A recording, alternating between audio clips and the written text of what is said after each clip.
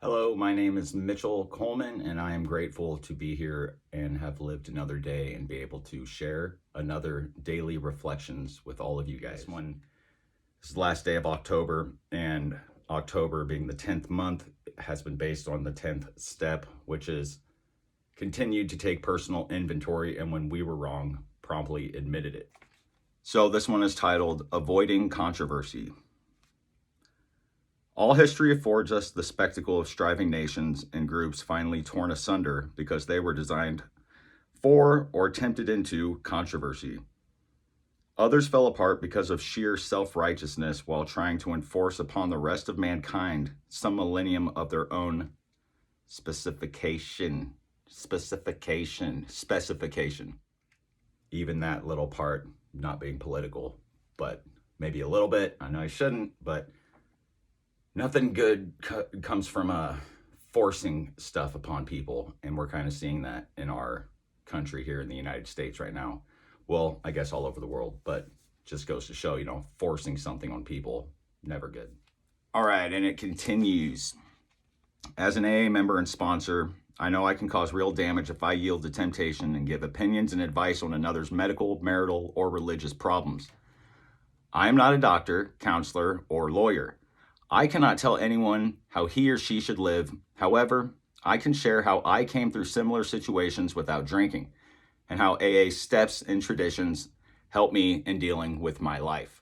So first thing that comes to mind is something I've been noticing a lot on social media, recovery things, and I've touched on this on like a TikTok video, I think, but it's the people that are always constantly trying to push that Alcoholics Anonymous is the only way to be sober, and that's it. That's how you do it. You have to go through AA to do it, or you're not going to stay sober. And that's where it pushes people away. And you always hear people say stuff like it's like a cult. It's like I said in the beginning, pushing stuff on someone is not cool. There's a guy in my group that I'm in, and he was trying to push it onto this female that was in the group. Like, well, have you tried to go to AA yet?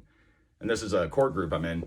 And she's like, oh yeah, I've went a couple times. That's just not for me. And he's like, oh, well, you probably didn't go to the right hall. Here, I know some other halls and I could take you to this hall and this and that. And she's like, oh no, I don't like that. I'll go to church. I go to church. And he's like, I'm telling you, you just might need to try another meeting. And you're just like, dude, let it go. She doesn't want to go to AA. There's so many other ways you can stay sober. And then back to the people on social media. So they're all on there and they'll be talking crap to people on theirs, because there's a lot of people that share this and just want to share and spread hope and help people like I do.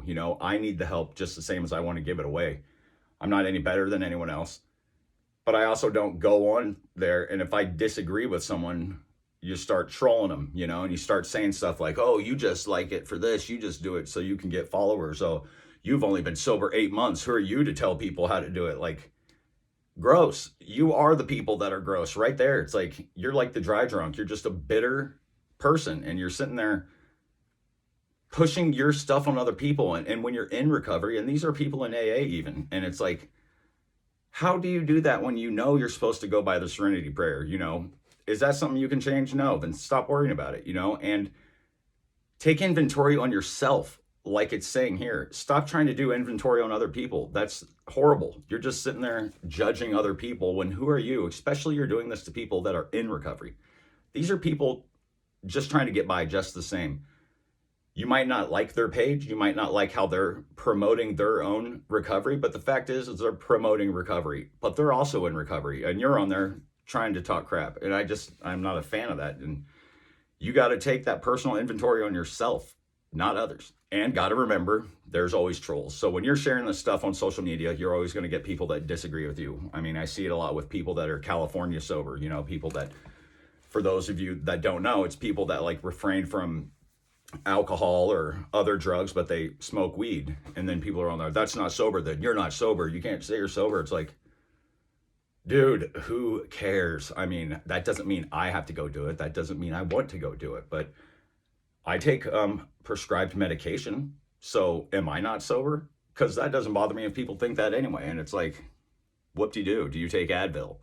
Do you take Tylenol? You know, and it's just those kind of people that sit there and you're not really sober. Like, dude, you're not getting paid to be sober. You know, you're just doing it for your own life, to be better for yourself and others. You just have to understand that not everyone's going to love you. No one's going to have every single person on their side and agree with them completely, or life would be boring. And, you know, it's good to have these talks. And sometimes people don't agree with you, but if you talk to them in the right manner, you could possibly get them to agree with you. And that's how you fix problems in society and any situation.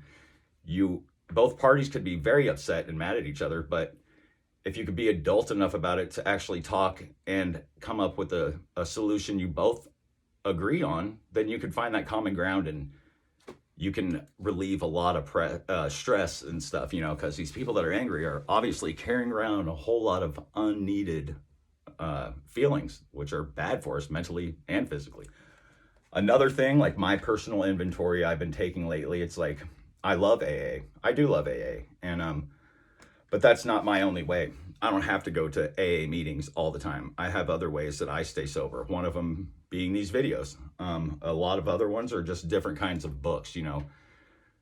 There's a lot of ways you can learn. And just because you're in AA, you don't have to stop learning from other ways, and you don't have to tell people that that is the only way, because I can't even think of the statistic, but you know, the stats aren't very high for people in AA because there's relapses and stuff. So it does come down to you. It comes down to the person, the willpower. So someone can be going to AA all the time, but are they getting it? Some people don't. And that's that cool thing that I've talked to a few people about, having that willpower. You know, you have to have that willpower. I mean, you could go to 3 meetings a day, but you're still going to get drunk. There was a guy that was constantly coming to the hall, and he'd relapse all the time, but he was still going to the hall. And it's like, you had that willpower to keep going, but he didn't have that willpower to stop, and it did kill him. He died from drinking, and like straight up drinking, not an accident in a car or anything. He died because he destroyed his body and he couldn't live anymore. And that's someone that you're like, wow, how couldn't he get it? How did I get it? And I think that's just a great question. And that comes down to the person. How bad do you want it? And it's not trying to be mean or talk bad about people that mess up, but some people just continue to mess up. And I am one of them, because I did do it for a long time. And I can't say that I'll never mess up again, because I can't. I can only say that I won't drink today, and I'm going to get through whatever situation it is that I can without drinking, and just understand that I don't have to drink, and all this other stuff outside of AA that I've studied and tried to, you know, learn about. And that's where all my reading comes into play, watching a lot of YouTube videos, just talking to people, meditating, just thinking about my life and my decisions and why is it that I make certain choices. And we don't have to be that way. So it's not just AA. It's not just one way. It's not just church. You have to have that willpower to want to seek something out for yourself, or you're not going to get it. You have to sit there. And again, this is my advice. So see, right there, I'm saying it. It's like, I can't tell you how you can do it. I can only show you what I do to have the life that I have. So we could tell if people are doing okay. And you know, I'm going through a very stressful situation right now, and my anxiety is gnarly, and it's like job related. So I don't know what's going to happen, but I do know that I have faith in my higher power, and everything's going to be okay, and I have money saved, and I will be fine. But I can't let that be an excuse to do anything, because that won't change anything. And that's that willpower. And you've got to find that peace. You have to find that something that you want. And again, that's not me telling you to do something. That's just saying what I think you should do. And another good thing is, you know, actions do speak louder than words. So people see how you're acting. But if you're just saying stuff and you're not doing anything, that's gonna wear thin real quick, and people will give up, rightfully so, because if you're not changing, what are you doing? Because we only have one life. We're only sitting here for a very minuscule moment on this earth. And how much time do we want to waste hoping and hoping and hoping when someone's not changing? You know, it's just what it is. But again, I'm not going to ever tell people how to do it. I'm not a doctor, like it said. I'm not a counselor. I'm not a lawyer. I'm just an addict in recovery that has lived through a whole bunch of shit. So I can relate with a whole bunch of stuff, and I can connect with a lot of people, and I could share whatever wisdom and insight I have. And yeah, that's that. Another quick thing, I've been feeling it lately. It's good to take that time to let yourself heal, even in recovery. Even when I'm doing these videos, like sometimes I start to do one and then I just don't want to do it, and I don't do it. And like this past week, I've been feeling it again, where I'm just kind of like, I'm putting myself out there too much sometimes when I am still healing, and we have to be selfish. It's a selfish program, because you could take on all these other problems and you start getting too attached to things, and it's like, I can't forget where I am and what I'm doing, and I'm killing it in life. I am. Not being conceited sounding, but I am. I'm doing great. And it's like, it's because I focus on myself. So I got to take that time away, step away from like social media sometimes, and take that little break, because then you find yourself getting sucked into that world, and you're just like, it's good to be alone. It's good to reflect on your own growth and focus on your own growth for a while, because if you're not growing, then you're not going to be helping people very much. Also, being an empath, I absorb people's energies, not like a crazy, weird, mystical person, but we do, just like people's negativity, we pick up on it. So I'm going to be going back to school soon and doing like psychology and a few other things to go towards my goal of becoming a psychologist or some sort of counselor or a social worker of some sort. And I admit sometimes the stuff is a little overbearing, and I'm like, I'm going to be absorbing a whole lot of stuff, and that's what it is. So that's a question I'll cross later, but you got to be careful if you're an empath and you really do absorb people's feelings pretty well. You might want to continue to just like step away, take that time for yourself, and think about how much do you really want to put yourself out there.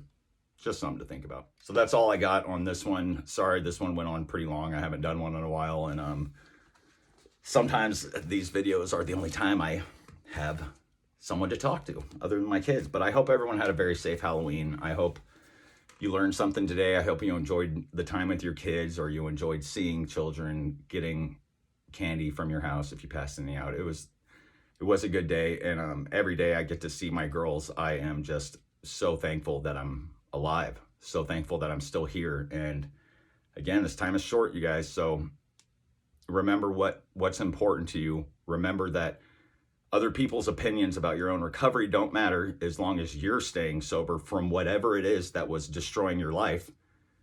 You're okay. And also do that inventory on yourself, and when you're wrong, admit it, because if you don't, you're sitting there holding on to that pain. And if you're wrong and you admit it, start the process of changing. Don't just say, hey, sorry, and continue to do it. I know it because I've done it.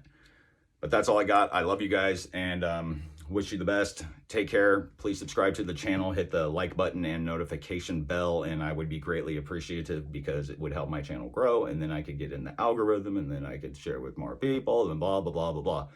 All right. Later, guys.